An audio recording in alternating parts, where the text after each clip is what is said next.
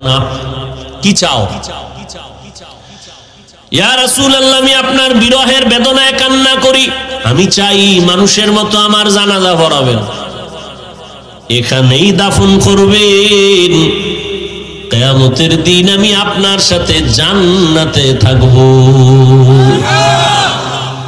উস্তুনে হান্নানা আজ হাজরে রসূল নালামি জাদ হামচু আর বাবুকুল। মরা গাছ কথা বলতে পারে না, আল্লাহ যদি ক্ষমতা দেন কুদরতে হাত কথা বলবে। আল্লাহ এই হাত দিয়ে যত ডিউটি করার জন্য তুমি দিছো করে নাই, হাত দিয়া মা বাবার খেদমত করবে করে নাই, আলেমের পেছনে হাতকে ব্যয় করবে করে নাই, হাত দিয়া কোরআন শরীফ ধরে ধরে ধরে ধরে আঙ্গুল টেনে টেনে পড়বে পড়ে নাই, বরং এই হাতের দ্বারা মানুষের ক্ষতির কল্পনায় ফেসবুকে লেখছে। এই আঙ্গুল দিয়া আলেমদের সারা দুনিয়ার বিধর্মীরা চিন্তা করছে যে ইসলাম বন্ধ করো বললে মাইর, ওয়াজ বন্ধ করো এটাও বলা যাবে না। কি করা যায়? আলেমের দোষ বের করো, বের করে মানুষের সামনে প্রকাশ করো। তো মানুষের প্রতি যদি আলেমের ঘৃণা এসে যায়, আলেমের প্রতি মানুষের অন্তরে ঘৃণা জমে, তখন আর আলেমের পিছে নামাজ পড়বে না, বয়ান শুনবে না, তো অটোমেটিক দ্বীনের আলো নিভে যাবে। যেমন মক্তব চলতো না সকালবেলা, বাংলাদেশে দাঁড়িয়ে কোনো হিন্দু, কোনো বৌদ্ধ, কোনো ইহুদি, কোনো খ্রিস্টান কোনোদিন বলে নাই, কোনো নাস্তিক বলে নাই মক্তব বন্ধ করো। এমন অপকর্ম আর চক্রান্ত করেছে, অটোমেটিক মক্তব বন্ধ হয়ে গেছে। ফজরের আজান দিতে মুয়াজ্জিন সাহেব যখন উঠেন, তখন ঘরের আম্মাজান উঠেন, সন্তানকে কেজিতে পাঠাবেন, ওখানে বই ফ্রি, গাড়ি ফ্রি, নাস্তা ফ্রি। বড় কঠিন হালাত। এখন মক্তব অটোমেটিক বন্ধ হয়ে গেছে। আলেমের ষড়যন্ত্র পেছনে লাগছে, আন্তর্জাতিক চক্রান্ত। আমগো দেশের অন্ধভক্ত কিছু আছে, বুঝে না, মনে চাইছে 2 কলম লিখে দিছে, মনে করছে সে কামিয়াব হয়ে গেছে, সফল হয়ে গেছে। একদিকে ইসলামের বদনাম করলো, অন্যদিকে নিজের কপালকে পুড়ে ফেলল।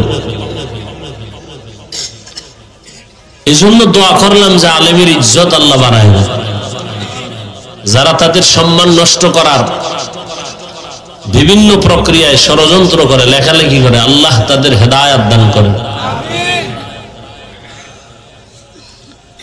আমি আপনাদের সামনে সংক্ষিপ্ত কিছু আলোচনা করব। কোরআনে হাকিমের সূরা আলে ইমরানের এক আয়াত পড়েছি, নবীজির হাদিস থেকে এক টুকরো হাদিস পড়েছি। ইখলাস ও রুহানিয়াতের সমন্বয়ে সহি নিয়তে, সহি তরিকায়, সহি কিছু কথা আমাকে বলার মতো, আপনাদেরকে শুনবার মতো দয়াময় আল্লাহ তৌফিক দান করেন। আমাদের পুরো বডির জন্য মূল চালিকা শক্তি রূহ। কি? রূহটা না থাকলে দেহের কোনো দাম। ঠিক আমাদের বয়ানের মূল চালিকা শক্তি আওয়াজ। বাতিরও দরকার নাই, প্যান্ডেলেরও দরকার নেই। মূল কি? আপনাদের 2-4 ঘন্টা, আমাদের তো প্রতি রাত, প্রতিদিন টাইম মতো ঘুম নাই, খানা নাই। একটু চিন্তা করেন তো, আল্লাহ পাকের কুদরত ছাড়া কেমনে সম্ভব? প্রতিদিন ফজরের পরে, জোহরের পরে, আসরের, কালকে এই টাইমে বয়ান করি কোথায়? চট্টগ্রাম। তো চট্টগ্রাম থেকে 1 ঘন্টা দূরে রাঙ্গুনিয়া। আবার আজকে কিছু ঘুমায়, আবার মাগরিব পরে বয়ান করলাম সেই হাজারীবাগ, মোহাম্মদপুর। এইভাবে চলতেছে। আল্লাহ তাআলা দয়া না করলে কোন বক্তার মাস্তানি নেই এখানে কিছু করার, আল্লাহর দয়া। সেই ক্ষেত্রে একটু বারবার চাই যে সাউন্ড সিস্টেমটা ভালো হোক। বারবার বলতেছে আমার কানে আওয়াজ দরকার, আমার বাইরের আওয়াজ আসতেছে, সামনের বক্সের আওয়াজ কানে আসে না, কিন্তু বাইরের আওয়াজ আসতেছে। সবকিছু ভালো, সেটিং ভালো, সবকিছু। অনেক সময় ভলিউম লড়াইতে লড়াইতে আরো ডিস্টার্ব করে, বেশি বলতে গেলে আরো ঝামেলা, শেষে যা আছে এটুকু থাকবে। আল্লাহ, তোমরা বক্সের সাউন্ডটা বাড়াইলে সমস্যাটা কি বলো তো? কি সমস্যাটা কি?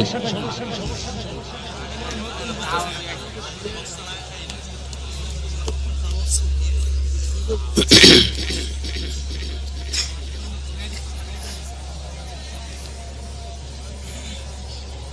আইয়ুহাল্লাযীনা আমানু, আল্লাহ বলেন হে মুমিন, ইত্তাকিল্লাহ, আল্লাহকে ভয় করো, হাক্কা তুকাতি, ভয় করার মতো হক আদায় করো। ওয়ালা তামুতুন্না ইল্লা ওয়া আনতুম মুসলিমুন, সতর্কবাণী, মুসলমান না হইয়া কেউ মরিও না। রহমতের নবী বলেন, আলা কুল্লুকুম রাঈন ওয়া কুল্লুকুম মাসউলুন আন রাইয়াতিহি, সাবধান হে উম্মত, তোমরা প্রত্যেকেই দায়িত্বশীল। আল্লাহর আদালতে দায়িত্বের কারণে জবাবদিহিতার কাঠগড়ায় দাঁড়াতে হবে।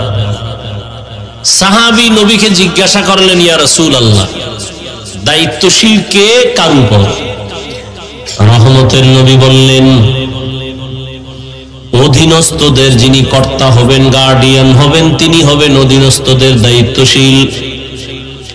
যেমন প্রত্যেক সন্তান পিতামাতার অধীন, মা বাবা সন্তানের দায়িত্বশীল।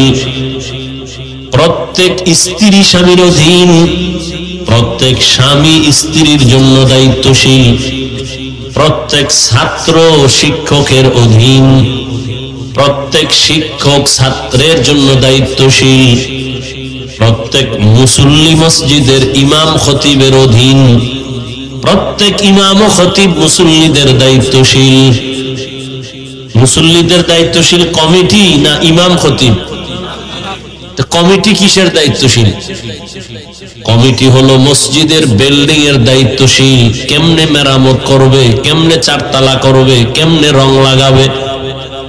এখন কমিটি মাস্তানি করে, মুসল্লি তো দূরের কথা, ইমামের উপরে, খতিবের উপরে। ঠিক নেই? ইমামরে চালায়, মুয়াজ্জিনরে চালায়, মাঝে মাঝে ধমক দেয়, মাঝে মাঝে গালিও দেয়। কত বড় বেয়াদব চিন্তা করেন। আর এই দোষ কাকে দিবেন? শিয়ালের হাতে মুরগি দিছেন আমানত, তা তো কি হবে? এই তো হারামখোরের হাতে ধর্মের চাবি দিলে তো তাই হবে। আল্লাহ হেদায়েত দান করুন।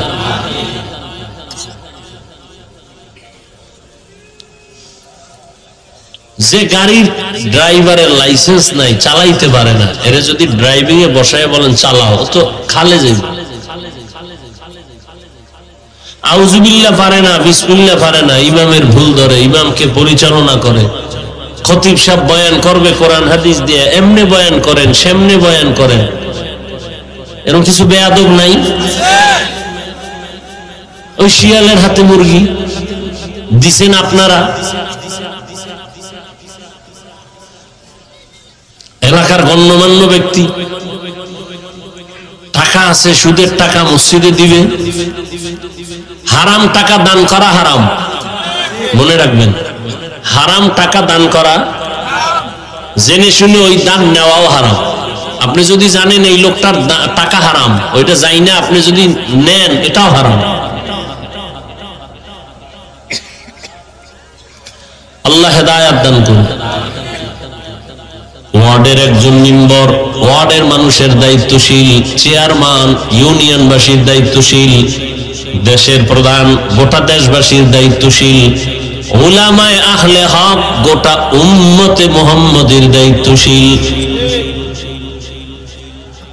আর একজন সাহাবী দাঁড়াইলেন, ইয়া রাসূলুল্লাহ, আমার অধীনেও কেউ নাই, আমিও কারো অধীনে নেই, আমি একা,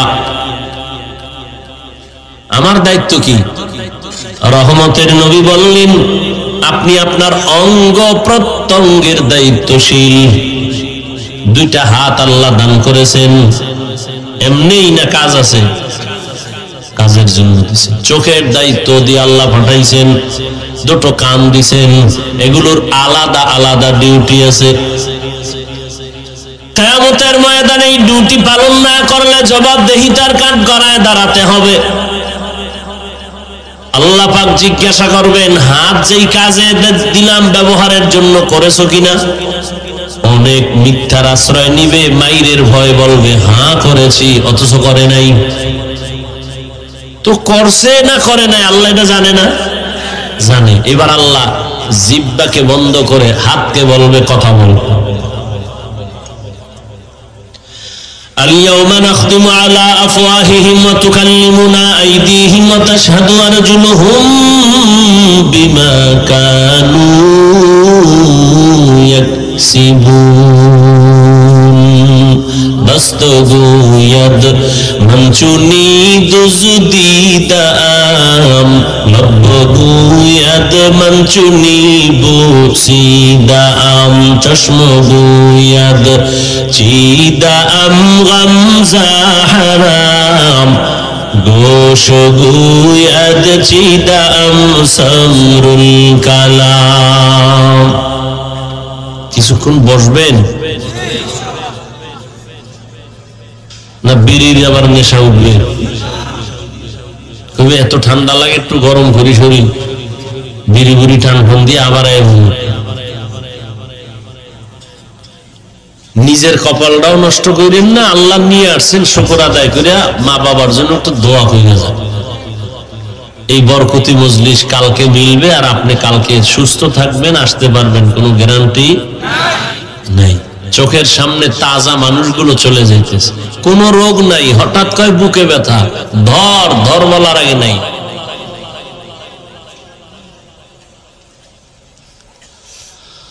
আল্লাহ। আর একজন সাহাবী কিয়ামতের ময়দানে আল্লাহ জিজ্ঞাসা করবেন হাত কথা বলো, চোখ বলবে কথা বলো। বাস্তবে কিন্তু হাত কথা বলতে পারে না, চোখ কথা বলতে পারে না, এটাই সত্য, এটাই বাস্তব। কিন্তু আল্লাহ যদি কুদরতের ক্ষমতা দেন, কথা বলেন না কেন? পারবে? মরা গাছ কথা বলতে পারে না, আল্লাহ যদি কুদরতের ক্ষমতা দেন, এই বিশ্বাসটা মুমিন হিসেবে রাখতে হবে যে দুনিয়ার সবাই বলে এটা হবে না, পারবে না, অসম্ভব, আল্লাহ পাক বলেন ওটা আমার কুদরতের দ্বারা সম্ভব। দুনিয়ার সবাই বলে এটা হবে না, আল্লাহ তাআলা বলে এটা আমার কুদরতের দ্বারা হবে। ইকো বন্ধ করো। মেশিন চালায় কে, তুমি না অন্য অপারেটর আছে? কথা হয় না, কে চালায়? তুমিই চালাও। তুমি বুঝো না ইকোটা বন্ধ করতে পারো না? আমি দূরের থেকে কথা কই একরকম, কাছে গেলে দেখছো বাড়ি বাড়ি কেমনে।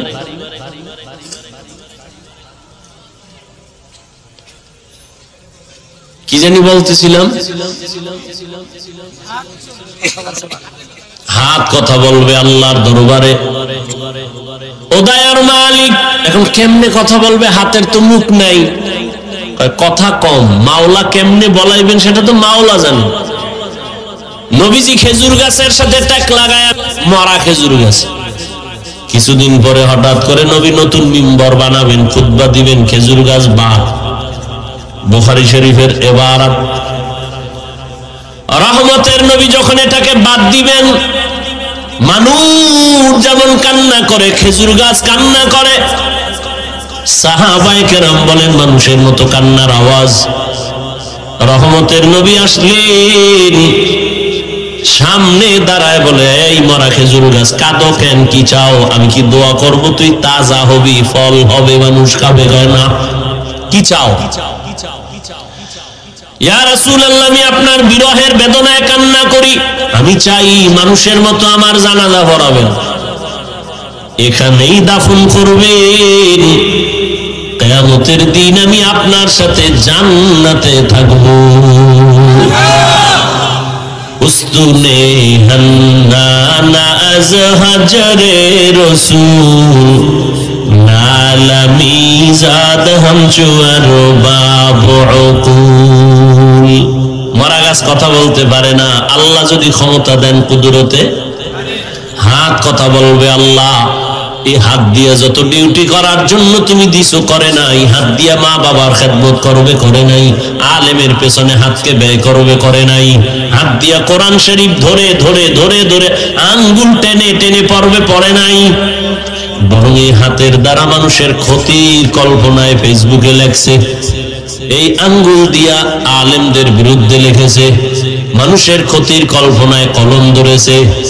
চোখ বলো তোমাকে দিয়া ডিউটি যথাযথ পালন হলো কিনা? চোখ বলবে হয় নাই। তুমি যা দেখতে বলছো দেখে নাই। এই চোখ দিয়া মা বাবা দেখবে সওয়াব, এই চক্ষু দিয়ে আলেম দেখবে সওয়াব, কোরআন খুলে খুলে দেখবে সওয়াব, বাইতুল্লাহ দেখবে সওয়াব।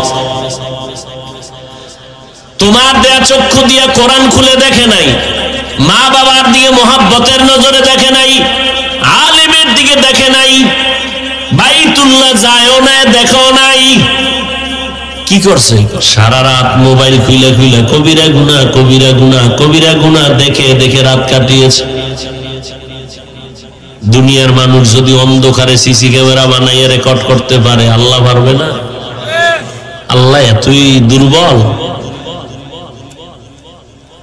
আমার আল্লাহ তো মানুষকে মেধা দিয়েছেন, এত মেধা সম্পন্ন মানুষগুলো মাঝে মাঝে একটা তার যদি আঁকা বাঁকা হয়ে যায়, পুরা মানুষটার মেধাই নষ্ট।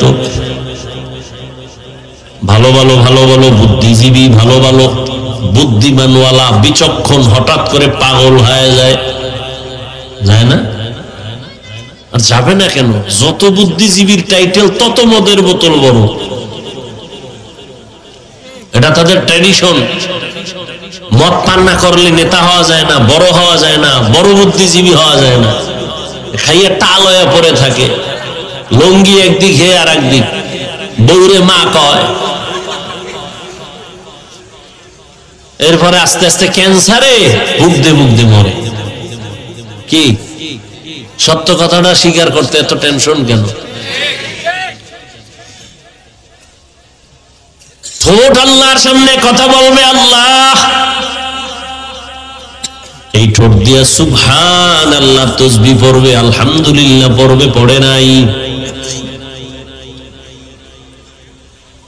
কিয়ামতের দিন আল্লাহর আদালতে হিসাব দিতে হবে, পালাবার কোনো সুযোগ আছে? মরণ থেকে যতই পালাও, মরণ তোমায় নিবে ঘিরি। যদিও সুদূর আকাশ পানে লুকাও, সেথায় লাগিয়ে সিঁড়ি। নদী পথে নৌকা চালাও ও মাঝি ভাই, বেলা ডোবার আগে আমি ও পার উঠতে চাই। ডুবে গেলে বেলারে আর উঠে না, ভেঙ্গে গেলে বেলারে আর জমে না।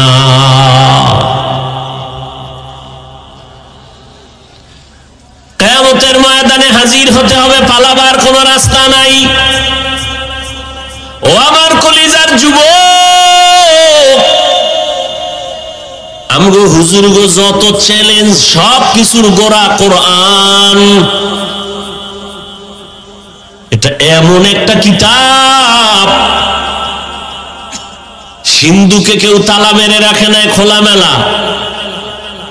১৫০০ বছরের বেশি হয়ে গেল, আমার আল্লাহ নিজে চ্যালেঞ্জ দিয়েছেন, কোরআনে কোনো ভুল নাই, লা রাইবা ফি।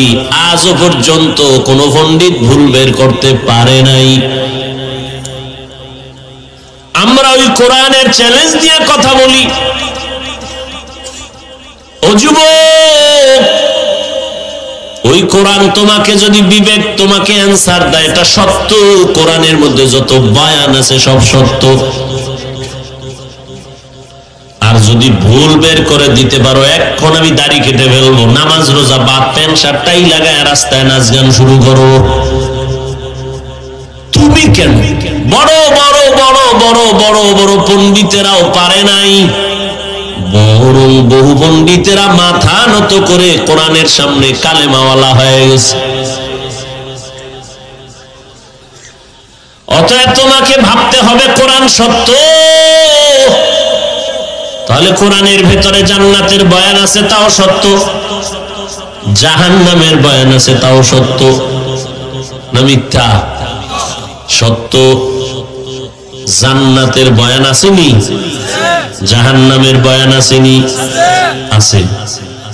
কে জান্নাতে যাবে কে জাহান্নামে যাবে তাও আল্লাহ বলেছেন। ইন্নাল আবরার, প্রথম কর্মসূচি আল্লাহকে ভয় কর।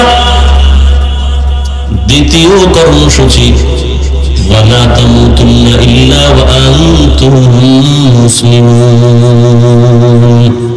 মুসলমান না হইয়া কেউ মরবা না। প্রথম কর্মসূচি আল্লাহকে ভয় করো, ভয় করার মতো হক আদায় করে। সাহাবায়ে কেরামে আয়াত শুনে পরেশান হয়ে গেলেন। আল্লাহ যত বড়, ওই পরিমাণ আল্লাহকে ভয় করা কোন বান্দা বান্দির দ্বারা সম্ভব না। হক আদায় কেমনে করবে বান্দা? আল্লাহ। নবীজির কাছে গিয়া পরেশান, নবীও পরেশান। সাথে সাথে আল্লাহ সান্ত্বনার আয়াত নিয়ে জিব্রাইলকে পাঠায় দিলেন, যাও নবীরে গিয়া আয়াত শোনায় দাও, ইত্তাকিল্লাহা মাস্তাতাতুম, আমার হক আদায় করে ভয় করতে হবে না, কিন্তু প্রত্যেক বান্দা বান্দি যেন তার সাধ্য মতো আল্লাহকে ভয় করে। এই ভয়ের নাম তাকওয়া। যে ব্যক্তি আল্লাহকে ভয় করবেন ওই ভয়ের নাম তাকওয়া। যিনি ভয় করবেন তার নাম মুত্তাকি। এই ভয় সবার অন্তরে জমা থাকে না, অর্জন করা লাগে। কিন্তু আশ্চর্য, সবাই তো বলে আমি আল্লাহকে ভয় করি। এখানে এত মানুষ, আমি যদি প্রশ্ন করি আপনারা কারা কারা আল্লাহকে ভয় করেন, সবাই হাত উঠাবে না? অথচ এখানে এমন আশিকে রাসূল আছেন, ফজর পড়ে নাই, যোহর পড়ে নাই, আসর পড়ে নাই, মাগরিব পড়ে নাই, এশাও পড়ে নাই, সেও বলে আমি আল্লাহকে ভয় করি। আমি নামাজ পড়িয়াও বলি আল্লাহকে ভয় করি। আপনি রোজা না রাখিয়া বলেন আল্লাহকে ভয় করি, আমি রোজা ঠিক রেখে বলি আল্লাহকে ভয় করি। আমি হালাল খাইয়ে বলি আল্লাহকে ভয় করি, আপনি হারাম খাইয়ে বলেন ভয় করি। আমি পর্দা ঠিক রেখে বলি আল্লাহকে ভয় করি, আপনি পর্দা না করেই বলেন আল্লাহকে ভয় করি। দুই ভয় কি সমান? মূলত আপনি আসলে ভয় কি জিনিস বুঝেনই না। একজনের সাপ দেখলে বড় ভয় পায়, সাপের ভয় পায়, তার মানে সাপ কি ধরবে? বরং সাপ যেখানে থাকার সম্ভাবনা সেখানেও যাবে না। অনেকে এই পরিমাণ সাপকে ভয় পায়, ঘুমের মধ্যে সাপ সাপ করে চিল্লায়।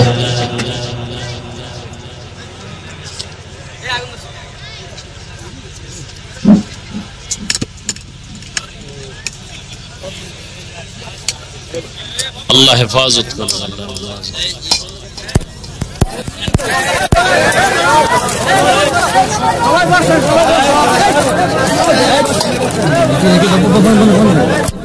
আল্লাহ বলেন আমাকে ভয় করো, ভয়ের নাম তাকওয়া। আর এই তাকওয়া তুমি নিজে নিজে অর্জন করা যাবে না। তাকওয়ার গোডাউনের সাথে লাইন লাগাও, পাওয়ার হাউসের সাথে লাইন লাগাও। তাকওয়ার পাওয়ার হাউস, লিকুল্লি শাইইন মা'দিনুন ওয়া মা'দিনুত তাকওয়া কুলুবুল আরিফিন। প্রত্যেক জিনিস রাখার একটা গোডাউন আছে। তাকওয়ার গোডাউন হলো আল্লাহর প্রিয় বান্দা যারা, তাদের কলব, তাদের নেক নজর লাগাও। আল্লাহ ওয়ালাদের নেক নজরে পাওয়ার, তাদের নজর যখন লাগবে কলবের মধ্যে তাকওয়া চলে আসবে। আল্লাহর ভয় যখন আসবে তখন গুনাহ ছাড়তে সহজ হবে।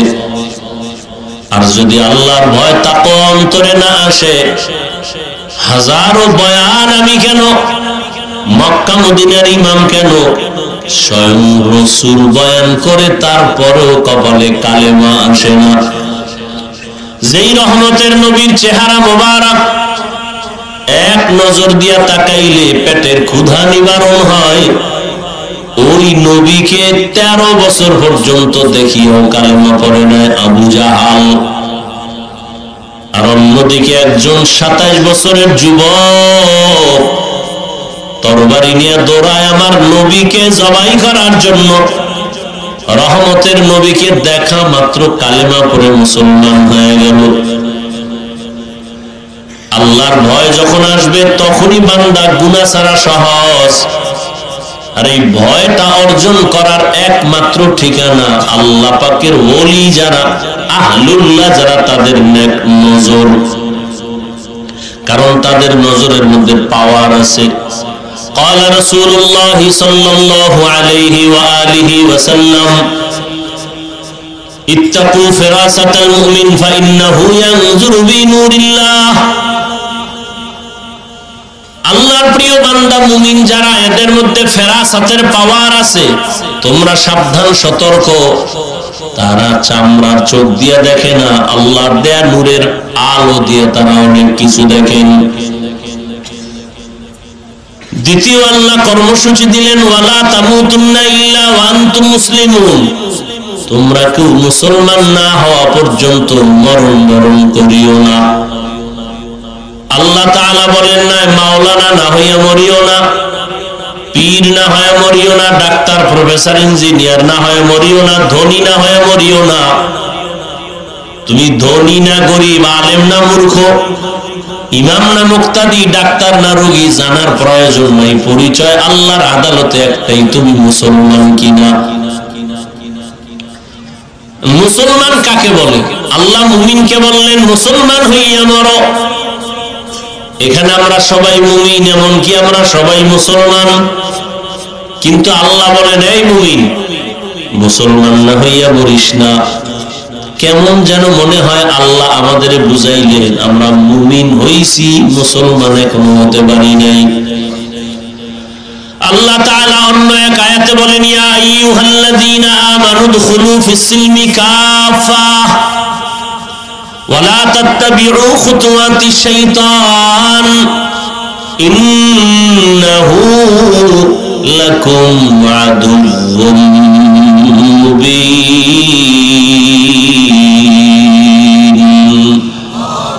আল্লাহ বলেন, ও মুমিন, ইসলামের মধ্যে পরিপূর্ণ ঢুকে যাও।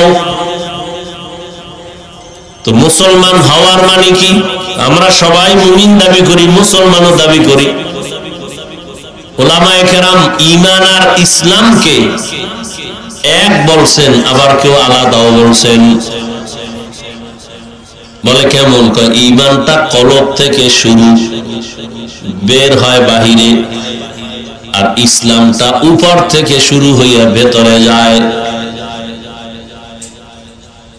মূল ঈমানের পর ইসলাম। একজনে আল্লাহ মানে, নবী মানে, কোরআন মানে, হাদিস মানে, বলে মানি। আল্লাহ এক মানি, নবী মানি, মুমিন। বলে ইসলাম কি? বলে আল ইসলাম গরদান নিহাদান বতাআত। আল্লাহর কাছে নিজের ইচ্ছাকে বিলীন করে দেওয়া, আল্লাহর হুকুমের সামনে নিজেকে আত্মসমর্পণ করা, বিনয়ের সাথে, জোরে না, নিজের থেকে স্বেচ্ছায়, আদবের সাথে, গায়ের জোরে না। আল্লাহ যে হুকুম করেছেন তা আমার জীবনের পাথেও, আমার বুঝে আসলেও মানি, না আসলেও মানি। আল্লাহ চায় তুমি মুসলমান হইয়া যদি কবরে যাও, আমি তোমাকে বিনা হিসেবে জান্নাত দিয়ে দিব। সহজ কথা, মুসলমান হইয়া মরার মানে হলো তুমি গুনাহমুক্ত হইয়া মরো। গুনাহমুক্ত কেমনে হইবা? জীবনের এক অংশ তো পেছনে গেছে, সামনে আর এক অংশ।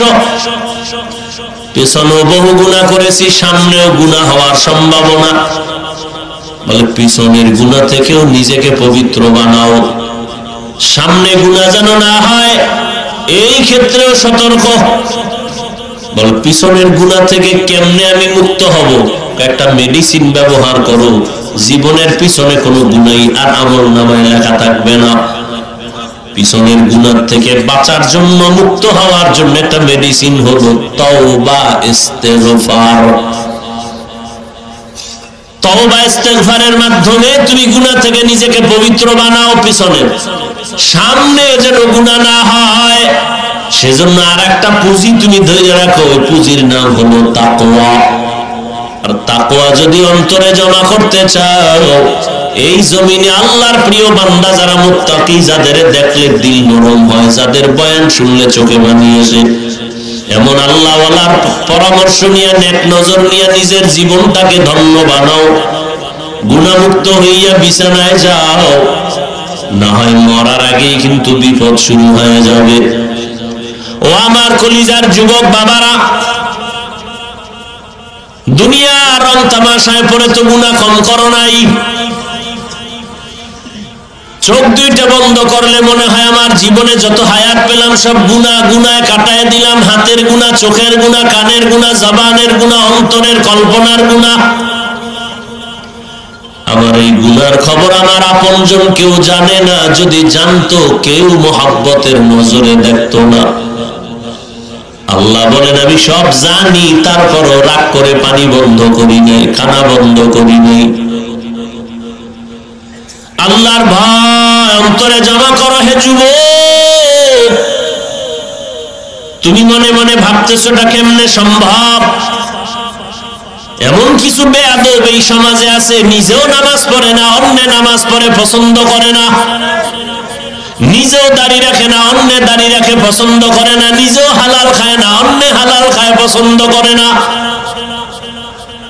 আলেমের বয়ান নিজেও শুনে না, কেউ শুনবে তাও পছন্দ করে না। দাবি করে মুসলমান, কিন্তু কোরআন পছন্দ করে না, আলেম ওলামা পছন্দ করে না। এর মতো কুলাঙ্গার বেয়াদব এই জমিনে কেউ হতে পারে না। আবার এরা মরে ওই রকম, চাকার তলে মাথা কখন ঢুকে যায় টেরও পায় না। যত ঝামেলা বাংলাদেশে দেখতেছো সব আলেমদের সাথে বেয়াদবির ফলাফল। এখনো যারা আলেমদের সাথে বেয়াদবি করো, দূরে বসে করো আর কাছে বসে করো, ডাইরেক্ট করো আর ইনডাইরেক্ট করো, রেডি থাকো, তোমার পরিণাম ফলটাও ভালো হবে না। আমি শুরুতেই বৈশা বলছিলাম, নবী আসবেন না, সাহাবায়ে কেরাম আসবেন না, কিয়ামত পর্যন্ত এই জাতিকে জান্নাতের পথ দেখাবেন উলামায়ে কেরাম। অতএব এই উলামায়ে কেরামদের সোহবত ছাড়া, নেক নজর ছাড়া জীবনে কোনো মানুষ গুনাহমুক্ত হতে পারবে না। আর উলামায়ে কেরামের সাথে যাদের ভালোবাসা মোহাব্বত, দেখো সে স্কুলে পড়িয়া, কলেজে পড়িয়াও তার রং ভালো। তাকাইয়া দেখো কত যুবক স্কুল কলেজে পড়ে, নামাজ পড়ে নাই। ঢাকা কলেজে যাও, জাহাঙ্গীরনগরে যাও, অনেক ছাত্র মাথায় পাগড়ি, বড় দাড়ি, বড় জামা, মনে হয় যেন কোন মসজিদের খতিব। ভাই তুমি কোন মসজিদের খতিব? বলে আমি আরবি পারি না। কিসের খতিব? বলে তো তোমার এমন রং কেন? আমি কলেজে পড়ি, কিন্তু উলামায়ে কেরামের নেক নজর দিয়ে আমি রং লাগায় দিছি। কলেজের ছাত্র এরকম নাই? তোর কপালে এত অভিশাপ লাগছে কার? তুমি পারো না কেন রে বাবা? তোমার মতো যুবক রাস্তায় গাড়ি চালায়, নামাজ পড়ে, সালাম দিয়া কথা বলে, তুমি পারো না কেন? তোমার কপাল কেন খারাপ? তোমার মতো যুবক র‍্যাব, আর্মি, পুলিশ, বিডিআর চাকরি করে, নামাজি দাড়িওয়ালা, ওসি, ডিসি, এসপি, নামাজি দাড়িওয়ালা, ডাক্তার, প্রফেসর, ইঞ্জিনিয়ার, নামাজি দাড়িওয়ালা, বলো তুমি কেন পারো না? তোমার কপাল বুঝি খারাপ? এখনো সময় আছে, তওবা করে নাও, মনটাকে বুঝাও রে মন। আমার মতো যুবক জেনারেল লাইনে থাকিও যদি নদীর মধ্যে কাজ করে, জমিনে কাজ করে, নামাজ পড়ে, আমি কেন পারবো না? আমি যে এতক্ষণ তোমাকে বুঝাইয়া বয়ান করতেছি, একবারও কিন্তু বলি না সবাই হুজুর হওয়া লাগবে। আমি একবারও বলি না পাস করলেই পড়ছি, তোমরাও পড়তে হবে। আমি কওমি মাদ্রাসায় পড়েছি, তোমাকেও পড়তে হবে। আমি তাবলীগ করি, পীর সাহেবের মুরিদ, তোমাকেও তাই করতে হবে। একবারও বলি নাই।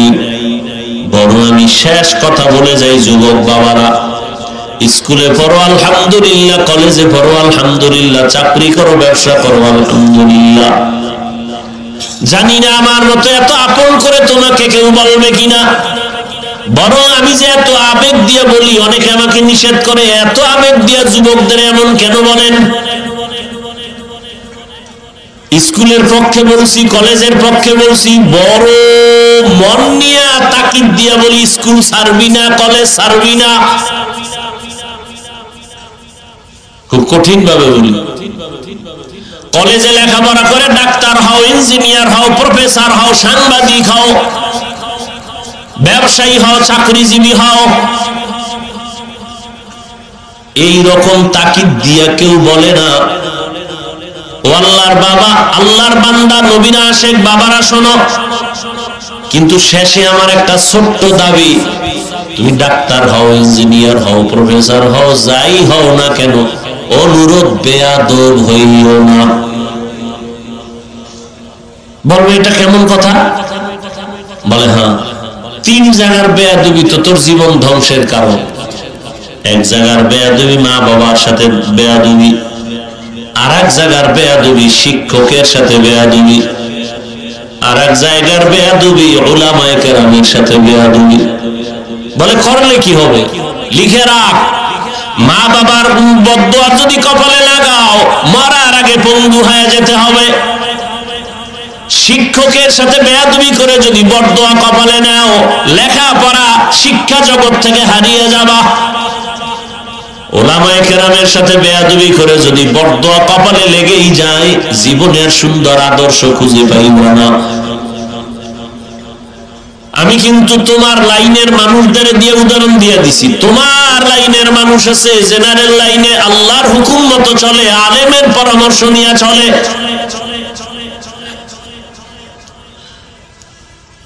এখনো সময় আছে, শুধু এতটুকুই বুঝাও রে মান। হাফিজ ভাই তো একবারও বলে না টুপি দাড়ি রাইখা তসবিহ হাতে নিয়ে বড় হুজুর হও, বরং আমি বলে গেলাম তুমি ডাক্তার হও, তবে বেয়াদব হইও না। যদি বেয়াদবি কইরা ডাক্তার হও, তাসলিমার মতো জুতা খাইয়া দেশ থেকে পালানো লাগবে। আদওয়ালা ডাক্তার হও, ইঞ্জিনিয়ার হও, প্রফেসর হও, সাংবাদিক হও, ব্যবসায়ী হও, মা বাবার দোয়া নিও,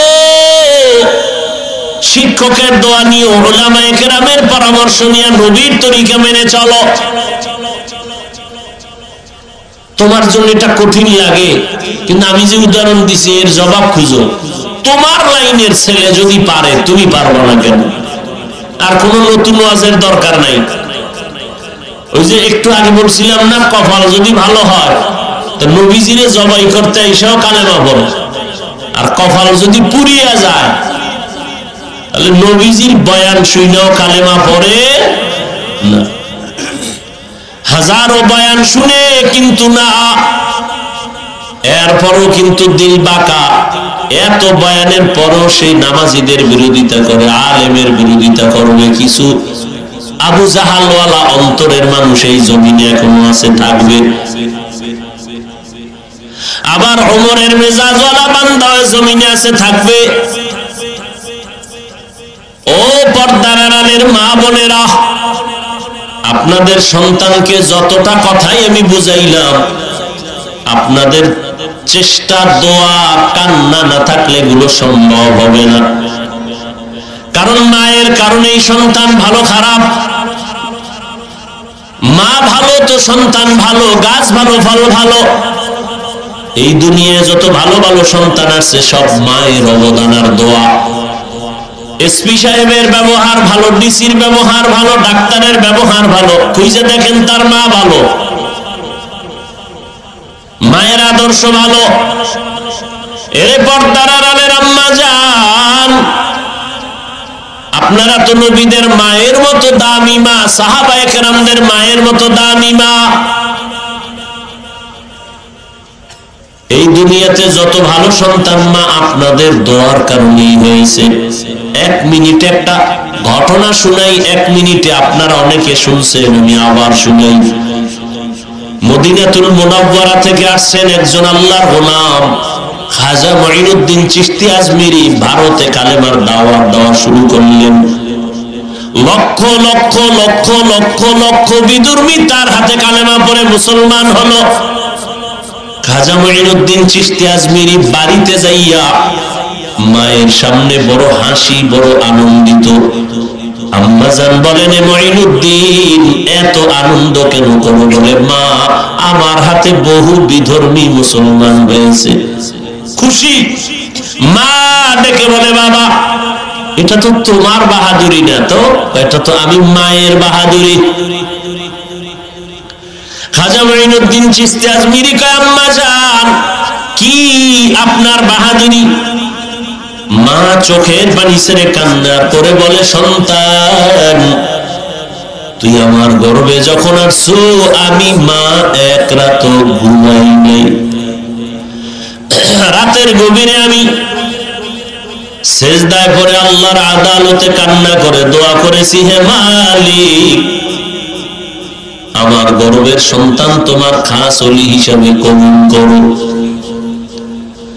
দুনিয়াতে যখন তুই আসছো রে সন্তান, আমি মা তোকে যতদিন দুগ্ধ পান করাইছি আল্লাহর কসম একটা ফোঁটা দুধ আমি মা তোর মুখে বিনা ওযুতে দেই নাই। বিনা ওযুতে আমি তোকে কখনো দুধ পান করাই নাই। আরে আম্মা জান, খাজা মঈনুদ্দিনের মাও তো মা, আপনারাও মা।